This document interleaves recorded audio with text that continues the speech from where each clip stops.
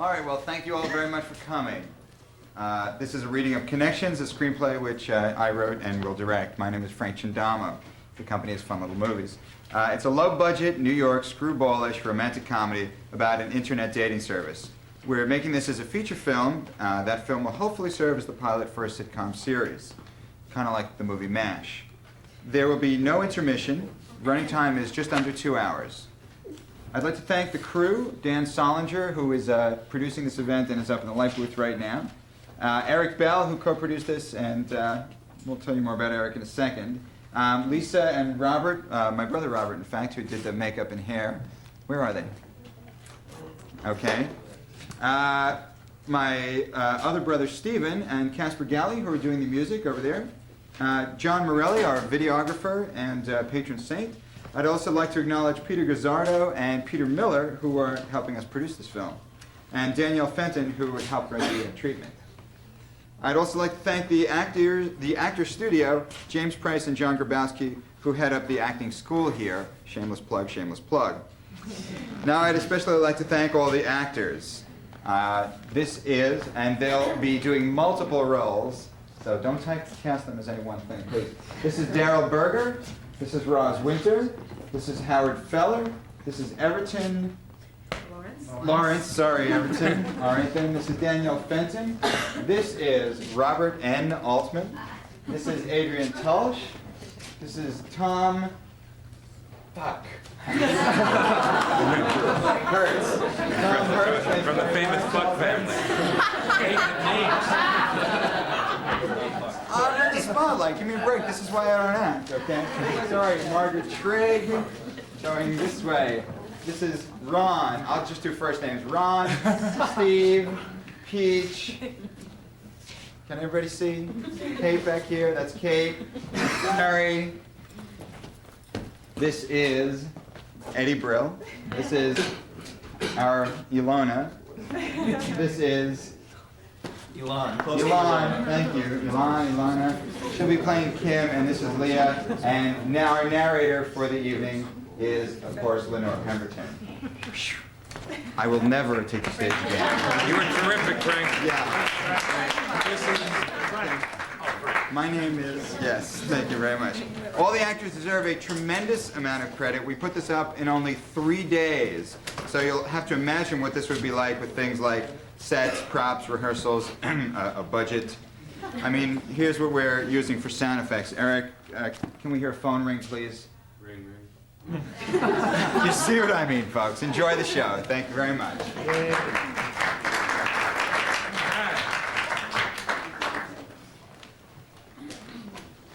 Fade up on an unattended computer screen, an amber cursor looms large, blinking uncaringly. Slowly, words begin to appear, typed in brown.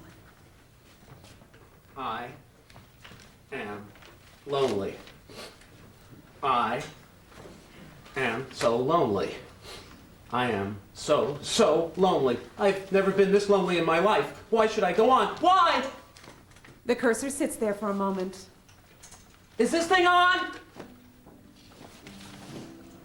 Interior Universalist Church. From overhead, we see people in formal wear begin to shuffle in. They are greeted by ushers. Sunlight streams into the elegant old chamber. The music is now coming from a desk radio. Rachel Rice is facing a mirror, applying Montage for Women wrinkle cover-up cream to her face and cursing under her breath. This stuff stings. Rachel is 30 years old. 35 years old. That's 30 in girl years. She's still single and pissed off about it. She's a Manhattan refugee from the Long Island Jap culture, and she still slips into it when she lets her guard down, like now. Total Jap attack. Oh, shit! Oh, ow! The door opens and Dave Campbell walks in. Rachel immediately hides the Montage cream and starts primping her hair. Dave is the quintessential Woodstock hippie in his early 50s with long, scraggly hair and a beard. He's adapted to the system just enough to be happy. He's got a doctorate in psychology, yet embraces much of the New Age philosophy from Robert Bly to Louise Hay. He's a very 60s spacey, she's very 80s materialistic. They have the perfect love-hate relationship. They're best friends, but would never admit it. Today's the big day, huh? Yeah, and I'm having a horrible hair day. The hair is the window to the soul. The eyes are the window to the soul. Oh, yeah. Well, the hair must be the roof. Hey, where's Peter? He got busy at the last minute. Broke up, huh? I'm really sorry. Yeah, well, I stopped trusting him. That's a twist. Shut up.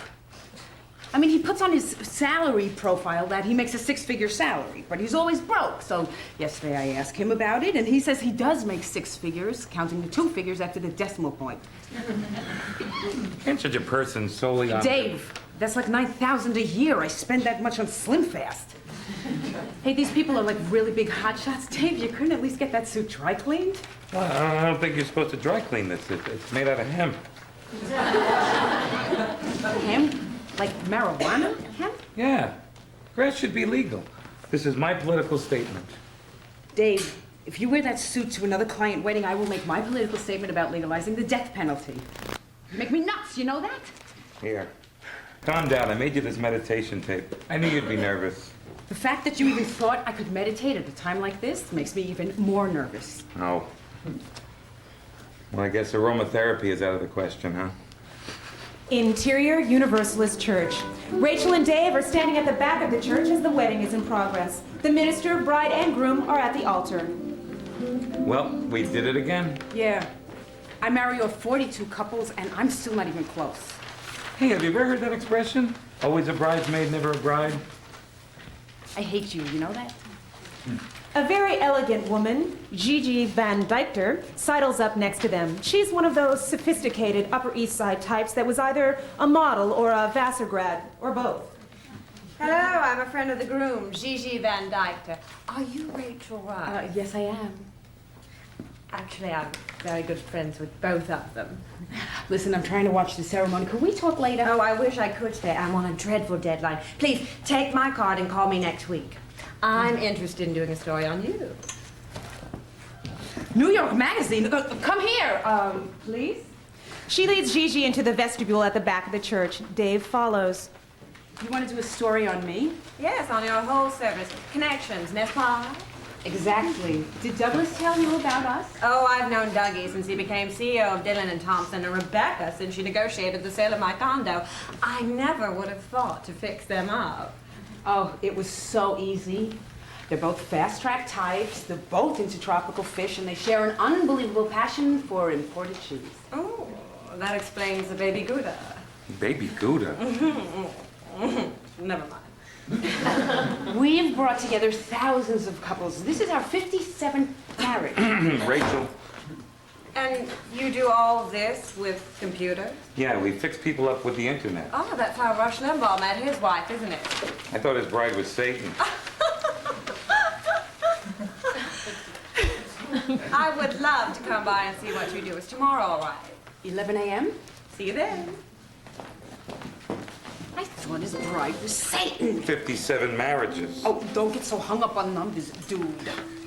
As the bride and groom are walking down the aisle towards them, Rachel fakes a big smile and prods Dave to do the same.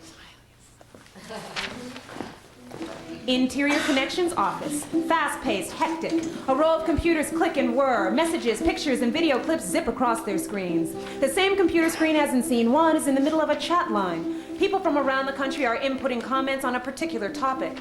Camera zooms in on the bottom of the screen as the new text is entered in purple. We broke up tonight. He asked me if I would sleep with him and another woman. I told him to drop dead. He wasn't that good in bed when there was only me. Camera zooms out to reveal Fergus Johnson watching the screen. He types something into it, then moves to the next computer. Fergus is 30, tall, very handsome, and a bundle of nerves. He is rather pale, but always dressed impeccably. Camera pulls back to reveal the entire office. It is large, mostly white, and very high-tech. Fergus reads something off another screen, then walks over to Rachel.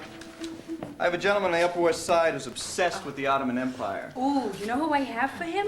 This very nice little anthropologist from Brooklyn Heights. Tell him to come in and do a video profile. Thank God. He warned me that if he didn't meet somebody soon, he was going to take a hostage. I know how he feels. Ding dong. Oh my God.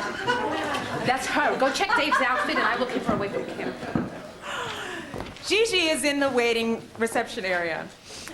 Kim Lee, the 22-year-old Korean-American receptionist, is talking to her snootily. She does that with everybody. She's a film student, always wears black, and has a very dark, acerbic personality. Rachel walks up in the middle of their conversation. New York Magazine is so 80s. I mean, who gives a... Gigi, hi. I see you've met Kim.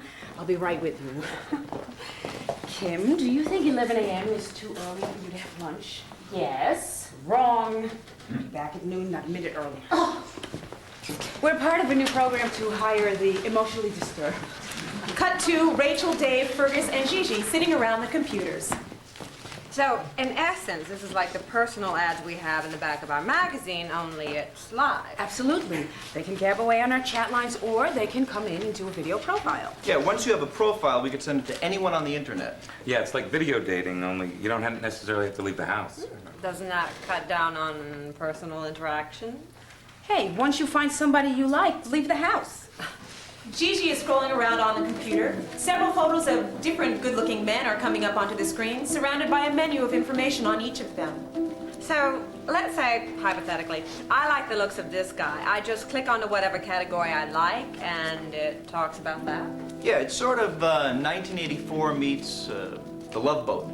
You know, it's like the majority of our clients come from online services like Prodigy and America Online. Here, click onto the job category. She does. The man on the computer, Rich McCall, comes to life.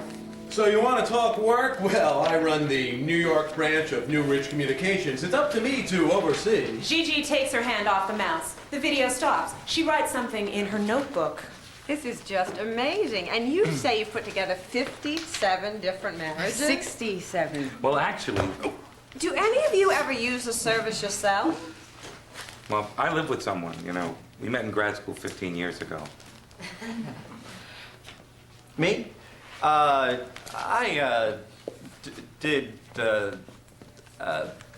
No. Really? None of you? Well, I do. I like to perform searches of clients with a couple of little parameters. Rich, young, handsome, you know what I mean. Oh, of course. Have you met anyone special? Maybe we could do a sidebar on that. Special? Yeah. He's, incredible. The guy's gorgeous, loaded, very sophisticated, speaks 6 languages. Wow. Loves his mother, that's always a good sign. Totally committed, and a gourmet cook. This man sounds too good to be true. I think we should spotlight this story. Oh, really? Did I mention his private jet? Private jet? My God, this is a cover story. And do you know what? I know the perfect way to showcase this service. I'll interview you and your boyfriend together. Rachel? Rachel?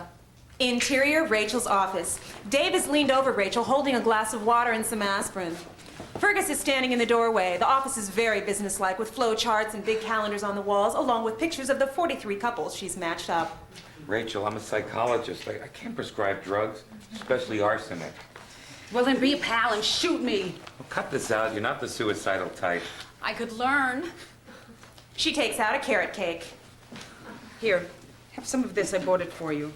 Okay. Is there any sugar in it? Of course not. No meat.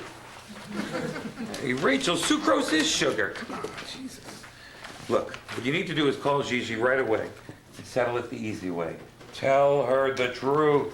Hey, genius, who's going to use a dating service that's owned by a woman who can't even find herself a boyfriend? Those who can't do teach. If I puke, I'll do it on your new shoes. You could use a little purging. Dave, don't get all high and mighty with me. I did it for all of us. Oh! Okay, imagine if I told the truth, right? Then nobody would use the service. Nobody uses the service, we have to close down. We close down, we're unemployed. We're unemployed, we go broke. We're broke, pretty soon we're homeless. There you are, homeless. Next thing you know, we all freeze to death in the street. See, Dave, lying is good. Thank you, Fergus. Now, come on, you guys. Now, help me figure this out. I need to meet Mr. Right. Or in this case, Mr. Right Away. Yes. Exactly. We want somebody who's really successful, so he will make the service look really successful. I'm thinking like a CEO with an MBA and a BMW. ASAP. F you. Shut up. And he's got to be gorgeous. Not for me, for the photo shoot. Now, come on. Where can I find a guy like that? Is this a trick question? Oh, not the service again. Can I meet somebody in a romantic way for once? You know, a Warm spring day by a lake in a park. Dissolve 2, exterior Central Park Lake. A dreamlike slow-motion shot of Rachel in a beautiful dress, picking petals off of a daisy as the wind wisps through her hair. You don't mean Central Park, do you? You're more likely to meet a mugger there than a suitor. Slow motion continues as a mugger balletically grabs her pocketbook and runs off with it. Well, we go to a lot of weddings. My girlfriend Maria met her husband when she got picked up in a wedding party. Interior Universalist Church fantasy. A bride and groom join arms as they walk under a flowered processional. Next comes the very distinguished parents of the bride. Rachel, being in a wedding party is like the world's longest mandatory blind date. Next comes Rachel in a hideous purple bridesmaid dress. She links arms with a nightmare guy, complete with drool, warts, and a pocket protector. No wonder we always stand in the back. Well, you always hear stories about how people meet in laundromats. Interior laundromat fantasy. Slow motion, suds and clothes fill the screen. Rachel, you haven't done your own laundry since college. Cut to Rachel now sniffing pairs of panties as she throws them into the machine. Besides, by the time laundry day rolls around, men are down to their absolute tackiest outfits. A man in lederhosen and an orange sports jacket is giving Rachel the eye. No, I own it. Might as well use it. Interior Dave's office. Dave's office is the opposite of Rachel's. Warm colors, cushy furniture, a soft, quiet feeling. On the walls are various diplomas, a chart of the chakras, and signed photos of Louise Hay and John Bradshaw. Rachel enters, eating a Slim Fast bar. Hey, Dave, did you get a chance to look at those guys I picked out for myself? Yeah, I'm looking at them now. I think we need to talk. Talk? Uh-oh, why? Rachel, I think I'm gonna have some problems. Problems? I'm telling you this as a friend. It amazes me that you can be so good at helping other people out, but you're so bad at it for yourself. What are you talking about? These guys are great. Not for you, they're not. I get a really bad vibe from them. Oh, dude, a really bad vibe? How do you, measure that scientifically? Do you have, a vibe-o-meter, an horoscope, a karmomatic? Okay, so ignore me. Finally, some good advice. Camera zooms in on Dave's monitor. On it is Taylor Collins' face, one of the profiles Dave was looking at. Interior, fancy restaurant. The video image of Taylor dissolves into the real-life Taylor. He is seated opposite Rachel in a small, quaint bistro. So, you're the dating lady, huh? I see you're skimming the cream off the crop for yourself, huh, babe? Yes, well, after all these years, I thought I should see what it's like from the client's point of view. Montage begins.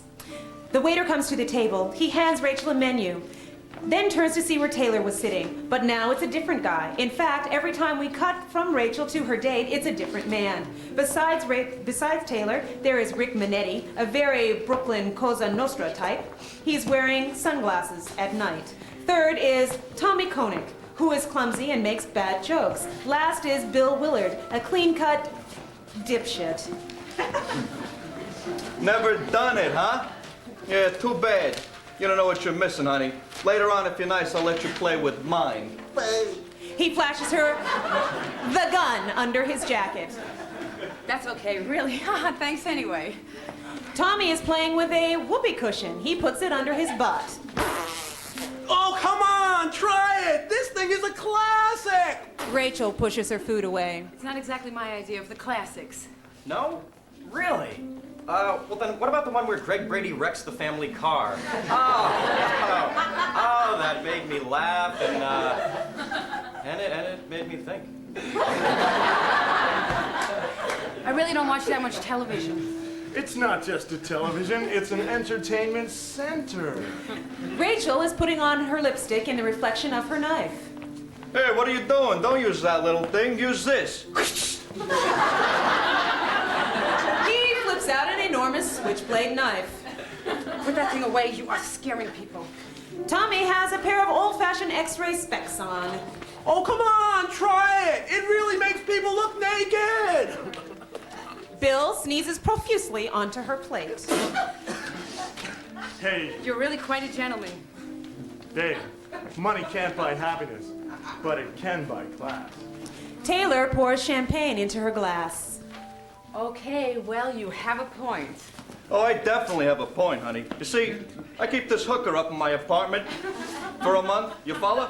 And I tell my friend Vito, the friggin' actor, about it. Next thing you know, bada bing, bada boom, they come out with that movie Pretty Woman, huh?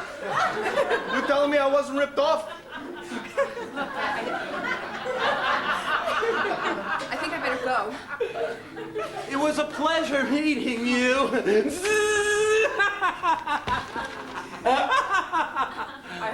Hey, let's get together next week. I just love karaoke. What we could do a duet. They say our love won't pay the rent. I really must go. Sure thing, babe, no problem. Hey, here's a couple of bucks for a cab. He stuffs a wad of singles into her hand. Go, where you going, honey? Where you going? You're not gonna let me finish the story about my star? Interior Connections office, close up on a computer screen. At the top, in red, is written subject, condoms. As the camera tilts down the screen, we see various comments typed in different colors about condoms. Currently being typed in is the following. Does anybody know why the Pope says Catholics aren't allowed to use condoms? I bet he's holding out a big product endorsement check. How do they expect to stop AIDS? And unwanted pregnancy. What is the Pope's problem anyway? Yeah, if he hates condoms so much, he just shouldn't wear them. Interior 6th Avenue Counseling Center. Dave is seated in a big green leather chair, surrounded by 7 losers of varying ages and descriptions. They are in the middle of a men's group meeting, listening intently to a disheveled mess of a guy, Howard Weller. Howard, why don't you start us off? Oh, hello, man. Hello, Howard. Well, man, I think I might be having a problem with Condoleo. She keeps hitting me with kitchen utensils, especially the Veg-O-Matic. You know, it sounds like she's lashing out against her fear of domestication. Oh. You know, you need to show her that you're beyond that paternalistic culture. Right. Why don't you try taking her out to dinner more often? That would be nice. Oh, yeah. Boy, that's a great idea. Well, you know our motto. We're here to help. Filbert. I think my inner child needs a spanking. Now, Filbert, does your inner child need a spanking, or does your outer child want a spanking? I give up. Come on now, Filbert. You've read my book. You know the difference between your inner child and your outer child. Oh, what chapter was that? Filbert, this is the last time I'll explain this to you. The inner child is created in the oral stage of development. The outer child is created in the anal stage of development. Now, which one of them wants the spanking, Filbert? Could I say both?